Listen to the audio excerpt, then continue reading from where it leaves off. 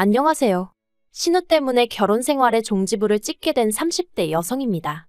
신혼 때부터 다른 사람도 아니고 대책 없는 신우 때문에 마음고생을 해왔는데 이번에 신우가 제대로 사고를 치면서 제 인생까지 비비꼬여 버렸어요. 누구 하나 저한테 제대로 사과하는 사람도 없고 속 터지네요. 남편하고는 지인의 소개로 만났습니다. 남편은 요식업 종사자이고 저는 직장을 다니는 평범한 회사원이었어요. 사귈 땐 몰랐는데 살아보니 남편이 좀 우유부단하긴 한데 그래도 정말 사귈 땐 몰랐으니 결혼했습니다. 그리고 사실 우유부단하다는 걸 빼면 나머지는 그런대로 괜찮은 사람이거든요. 그런데 또 적어놓고 보니까 그 우유부단한 게 정말 큰 단점이긴 했네요. 그런 성격 때문에 사람들한테 싫다는 소리를 잘 못하거든요. 돌이켜 생각해보면 연애 때도 늘 그런 식이었어요. 어디 식당을 하나 가도 자기가 먼저 딱 골라오는 법이 없고 여기 갈까 저기 갈까 해가며 제 눈치를 살피기에 급급했고 대화를 주고받는 와중에도 제 기분을 살피느라 정신이 없었으니까요. 그리고 저는 그런 남편이 그저 저를 너무 좋아해서 저한테 잘 보이고 싶어서 그러는가 보다 했던 거죠. 하지만 그게 그냥 원래 타고난 성격이었고 정말이지 그로 인해 제가 이렇게 힘들 줄은 몰랐습니다. 저희는 결혼할 때 양가에서 특별히 받은 도움은 없습니다. 일단 시댁 형편이 넉넉지가 않았는데 남편이 어렸을 때 아버님이 일을 하다 사고를 당하셔서 무릎에 철심을 박으셨다 들었어요. 그리고 그로 인해 장애 등급을 받으셨는데 사회가 장애에 대한 인식이 부정적이다 보니 이후로 일자리 구하기가 여의치 않으셨다대요.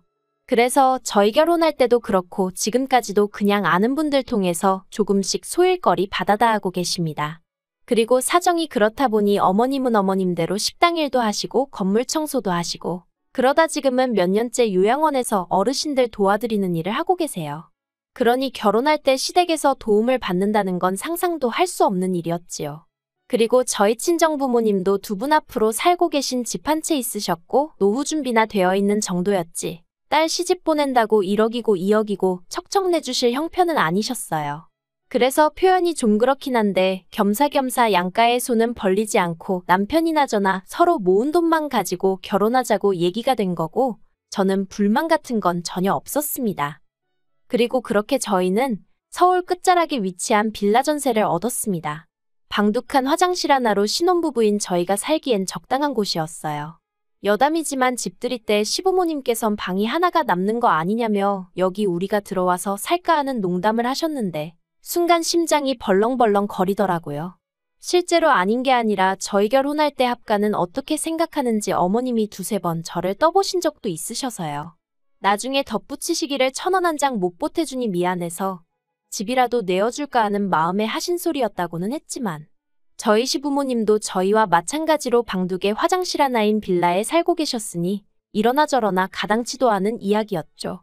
그런데 저희 집들이 때 오셔서 또 들어와서 살까 하시니 제가 깜짝 놀랄 수밖에 없었네요. 반면에 저희 친정부모님은 아무리 시작하는 신혼부부라지만 꽤나 속상해하셨어요. 이렇게 열악하게 시작할 줄 알았으면 대출을 받아서라도 얼마 해줄 걸 그랬나 싶기도 하시다며. 아무튼 그래도 저희 두 사람 사이에는 별다른 문제가 없었기에 부족한 환경이었어도 알콩달콩 재미지게 살았습니다. 그러다 조금씩 불협화음이 나오기 시작한 건 남편의 하나뿐인 여동생인 신우가 시집을 가겠다며 남자를 데려오면서부터였죠. 저희 신우에 대해서 어디서부터 어떻게 이야기를 해야 하나 싶은데 단도직입적으로 말해서 저에게 만약 남동생이 있다면 적어도 신우 같은 여자는 안 만나길 바랬을 것 같아요. 일단 저희 신우는 인물은 나쁘지 않아요. 아주 절세미인은 아니어도 동글동글하니 귀엽게 생겼다고 해야 할지. 그런데 문제는 노는 걸 엄청 좋아했어요. 남녀 가릴 것 없이 처음 본 사람하고도 밤늦게까지 어울리는 건 기본이고 술을 또 너무 좋아해서 인사불성이 되어 남편에게 연락을 해오는 경우도 허다했죠. 한 번은 시댁에서 1시간도 넘게 떨어진 경찰서에서 연락이 와서는 신우가 길가에 쓰러져 있다길래 제발 택시에 태워보내달라고 간곡히 부탁을 드린 적도 있다니까요. 그리고 그렇다 보니 성실하게 사회생활을 하지 못했습니다. 지각과 무단결근을 일삼다 보니 한 회사에서 거의 6개월 이상 버티지를 못하는 듯 했죠. 하지만 까놓고 말해서 저랑 피 한 방울 안 섞였는데 제가 뭐라고 한들 제 말을 들어먹겠어요? 그냥 속으로 한심하다 어쩌려고 저러나 하고 혀만 찰 수밖에 없었네요. 그런데 그런 신우가 시집을 가겠다니, 그런 신우여도 좋다는 남자가 있다니? 표현이 웃긴데 집신도 짝이 있다더니 정말이구나 싶더라니까요. 그리고 그렇게 온 가족이 축제 분위기로 들떠있는 와중에 저는 문득 신우가 모아둔 결혼자금은 좀 있나 하는 생각이 들었습니다. 그래서 제가 신우에게 아가씨는 돈 좀 모아뒀냐고 물으니 신우가 금세 안색이 어두워져서는 실은 자기도 그게 고민이라더니 한다는 말이 모아둔 돈이 하나도 없답니다. 시매부한테는 그래도 한 5천은 모아뒀다고 거짓말을 했는데 그걸 어떻게 수습을 해야 할지 모르겠다면서 어쩌면 좋겠냐고 되려 저에게 묻더라고요. 그래서 제가 그걸 어떻게 알겠냐고 왜 그런 거짓말을 했냐니까 처음엔 잘 보이고 싶은 마음에 그랬는데 어느 순간 걷잡을 수가 없어졌다나요. 정말이지 어이가 없어서. 그런데 더 어이가 없었던 건 옆에 계시던 시부모님께서 저더러 그러지 말고 모아둔 돈 좀 없냐는 거예요. 결혼한 지 2년밖에 되지 않은 시점이었고 결혼할 때 서로 있는 돈 없는 돈 싹싹 긁어서 전세를 구했는데 모아둔 돈이 있으면 얼마나 있었겠어요. 그래서 없다고 했더니 어머님께서 저더러 살림을 어떻게 하길래 모아둔 돈이 없냐입니다. 아니 물론 솔직히 하나도 못 모은 건 아니었죠. 그렇지만 저희라고 언제까지 전세살이만 할 것도 아니고 그런데 이런 걸 구구절절 어머님께 다 말씀을 드려야 하나 싶대요. 막말로 제가 진짜 몇 억씩 쌓아놓고 사는 사람이라고 쳐도 저 싫으면 안 빌려줄 수도 있는 거 아닌가요? 하지만 이런 걸로 왜 어머님한테 제가 시달려야 하나 싶고 그 와중에 왜 신우는 난데없이 울고 있는 건지. 아무튼 여러 가지로 황당해서 남편을 쳐다보며 당신도 뭐라고 말 좀 해봐 하니까 남편이 그러지 말고 한 2천만 원이라도 어떻게 좀 빌려줄 수 없을까 하는데 기가 막혀서 말도 안 나오대요. 그래서 2천만 원이 어딨냐고 됐다고 그러고는 신우한테는 미안하지만 돈도 없거니와 가족 간에 돈 거래하는 거 좋은 생각은 아닌 것 같다고. 그리고 이참에 남자친구한테 솔직히 털어놓고 결혼하라고. 세상에 영원한 비밀이 어딨겠냐 했어요. 그랬더니 신우는 또다시 대성통곡을 하고 어머님 아버님은 제가 당신들이 가진 게 없으니 어른 무서운 줄 모르고 저렇게 주제도 모르고 나서는 거라대요. 분명히 말하지만 저는 신우가 파혼당하길 바라고 그런 소리를 한 것도 아니었고 정말 도와줄 능력이 되질 않았어요. 그리고 솔직히 신우가 돈을 어느 세월에 갚아줄지 믿음도 없었고요. 그런데 이 일을 계기로 소위 저는 시부모님에게 단단히 찍혔고 아무튼 그래도 어쨌든 신우는 그 남자친구하고 결혼을 했어요. 그리고 시부모님 말씀으로는 해가는 게 없어서 아주 밉보였다며 그게 다 제 탓이라는 듯이 말씀을 하셨는데 솔직히 전 억울했죠. 굳이 따지자면 시집갈 나이가 되도록 돈 5천도 안 모으고 탱자탱자 놀아댄 신우 잘못이지 그게 어째서 제 잘못인가 싶은 게. 하지만 팔은 안으로 굽는다고 제가 아무리 논리적으로 따진들 어머님 아버님이 그래니 말이 옳구나 하실 것도 아니고 그래서 저도 그냥 뒤에서 저를 뭐라고 욕하시던지 그러려니 하고 넘겼습니다. 한편 옆에서 지켜보고 들려오는 신우의 결혼 생활은 행복하지 않아 보였어요. 즐거워 보이지 않았죠. 듣자 하니 어지간히 어려운 시부모님을 만난 모양이었습니다. 게다가 시매부가 신우 단속을 어지간히 했는지 툭하면 남편이나 저를 팔아 친구들을 만나러 가더라고요. 솔직히 신우가 하는 거짓말에 알리바이로 쓰이는 게 싫었지만 그렇다고 제가 시매부한테 일일이 말해주기도 그렇고 그래서 남편에게 당신이야 어떤지 몰라도 나는 신우가 날 팔아먹는 게 불편하다 했습니다.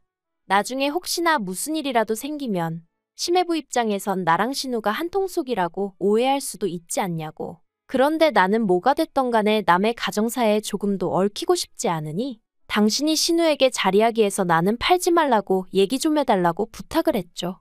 그러자 남편이 기껏 한다는 소리가 제 친동생이어도 그랬겠냐대요. 제 친동생이어도 그렇게 매정하게 말했겠냐고요. 그러면서 저더러 네 가족 내 가족 선 긋는 것 같다며 서운하다 하는데 정말이지 이제 와서 말이지만 답답하고 갑갑한 일들이 한두 번이 아니었습니다.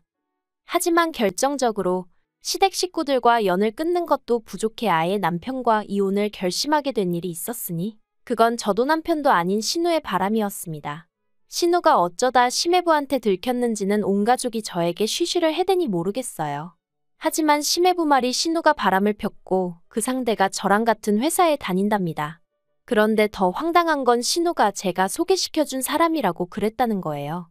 저랑 신우랑 술 한잔하고 있는데 우연히 신우의 상간남, 그러니까 제가 소개시켜줬다는 그 직원이 합석을 하게 되면서 제가 통성명을 시켜줬다나요. 그리고 신우가 한다는 소리가 그 남자가 신우더러 저희 회사에 들어올 수 있게 힘을 써주겠다 그래서 두세 번 만난 게 전부라고 그랬다는데 당연히 전부 다 새빨간 거짓말이었어요. 제가 신우랑 단둘이 술을 먹은 일부터가 없었으니까요. 그리고 저는 그 남자 직원이랑 이름하고 얼굴 정도만 아는 사이지 신우가 아니라 다른 여자라고 해도 제가 나서서 통성명을 시켜주고 그럴 사이가 절대 아니었습니다. 그리고 무엇보다 그 남자 직원의 직급이나 이것저것 물어보나 신우를 입사를 시키고 그런 건 뭐 말도 안 되는 소리였죠. 그런데 심해부는 그래도 신우가 지 와이프라고 그런 건지 어떻게든 신우를 믿고 싶기라도 했던 건지 신우 말만 듣고 와서는 저에게 따져대기 시작했습니다. 저더러 어떻게 그럴 수가 있냐면서요. 게다가 시부모님도 금세 이 일을 알게 되셨습니다. 심해부가 결국 신우를 쫓아냈고 갈 곳도 돈도 없었던 신우가 시댁으로 들어갈 수밖에 없었으니까요. 시부모님이 저와 남편에게 내려오라 하셨고 무슨 이야기가 오갈지 뻔히 알았지만 안 갈 수도 없어서 죽을 상을 하고 시댁을 찾았습니다. 그리고 그렇게 저희가 시댁에 도착했을 때 아버님은 이미 술에 말 그대로 진탕 취해 계셨는데 신발장에서 신발 벗는 저를 발견하시고는 냅다 리모컨을 집어던지셨어요. 그리고는 저더러 네가 기어이 내 딸 신세를 망치려 드냐며 가만 안 두겠다고 하시더라고요. 그래서 제가 아버님 떨어 저는 정말 모르는 일이라니까 왜 이러시냐고. 그리고는 어머님한테도 제 억울함을 호소했습니다. 제가 미쳤다고 결혼한 신우한테 유부남을 소개시키겠냐고요. 하지만 어머님께서 기껏 하신다는 말씀이 내 딸이 너보다 이쁘고 시집도 잘 갔다 싶으니까 셈이 나서 그런 거 아니냐입니다. 웃겼어요. 그 와중에 어머님도 내심 당신 아들인 저희 남편보다 사위가 낫다고 생각하고 계셨나 싶은 게 아무튼 어머님더러 그런 거 아니다. 그렇게 생각해 본 적도 없다. 신우가 이런 상황에 처한 건 유감이지만 정말 저랑은 아무런 관련도 없다고. 그런데 얄밉게도 신우는 그 와중에 자기가 무슨 피해자라도 되는 것 마냥 또 거실 한쪽 구석에서 질질 짜고만 있더라니까요. 그래서 제가 신우더러 아가씨도 입 있으면 말 좀 해보라고 아가씨랑 나랑 언제 단둘이 술을 먹었고 그 직원도 지금 이혼당하게 생겼는데 알긴 하냐 했죠. 심지어 그 직원은 애도 있는데 그 직원 와이프가 2번의 유산 끝에 정말 힘들게 얻은 아이였거든요. 그런데 지금 그런 가정을 깨뜨린 거라고 소리를 질렀더니 신우가 한다는 말이 기억이 안 난답니다. 자긴 아무것도 모른다나요. 그래서 도저히 안 되겠다고 삼자 대면 하자고 했습니다. 신우랑 그 직원이랑 저 셋이서 만나서 어떻게 된 건지 확인 좀 해보자고요. 그리고 결론부터 말하자면 결국 제가 제 핸드폰 내역이며 신용카드 내역이며 줄줄이 뽑아다 시부모님과 심해부 코앞에 들이밀고 나서야 제 결백을 인정받았습니다. 다시 말해 신우가 거짓말을 했다는 걸 모두가 알게 된 거죠. 그리고는 그 일로 심해부는 더 큰 충격을 받은 듯 했습니다. 왜냐하면 그 둘이 만난 게 인터넷 채팅을 통해서였고 그 남자가 처음이 아니었다는 것도 알게 되었으니까요. 심해부는 결국 신우에게 이혼을 요구했고 몸만 나가라고 했답니다. 위자료를 받아내고 싶은 마음이 굴뚝 같지만 어차피 신우나 저희 시댁 형편을 심해부도 뻔히 알고 있었으니 그냥 시끄럽게 일 키우지 말고 신우더러 너만 나가면 된다고 했다나요. 그리고 이 일로 신우랑 시부모님은 또 한 번 저를 원망하기 시작했습니다. 신우가 쫓겨난 게 저 때문이라면서 오해 좀 받으면 어떠냐고 막말로 적어도 저는 쫓겨날 건 아니지 않냐면서 사람들이 어쩌면 다들 자기 편한 대로만 생각을 하는지 어이가 없더라니까요. 그런데 그런 와중에 저는 낯선 번호로 전화를 받았는데 그 직원 와이프였습니다. 짜증나게 한다는 소리가 제가 소개시켜준 거냐는 거예요. 이땐 정말이지. 솔직히 그 와이프도 어떻게 보면 불쌍한 피해자인 건데 저도 저대로 계속 시달리던 중이라서 말이 곱게 안 나가더라고요.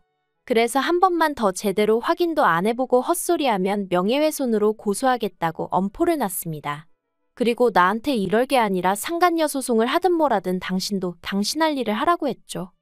그리고 결국 이 일은 제 결혼 생활에까지 영향을 미쳐 저희 부부 또한 이혼 이야기가 나왔습니다.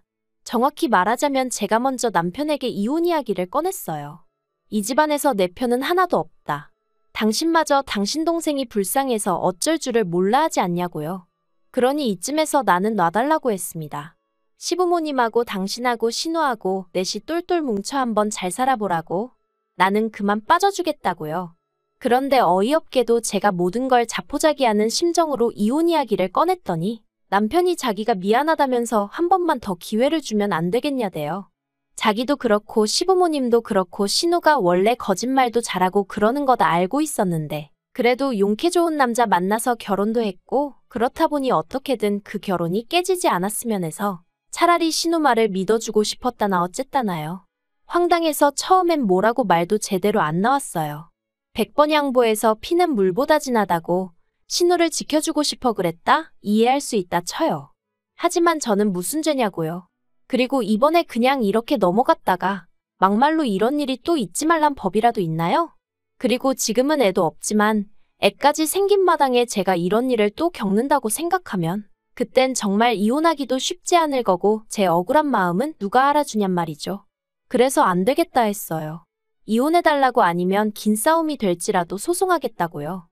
솔직히 이혼한 지금도 그때 일을 떠올리면 아찔하고 짜증도 나고 그래도 여유가 좀 생겼는지 헛웃음 정도는 지을 수 있게 됐습니다.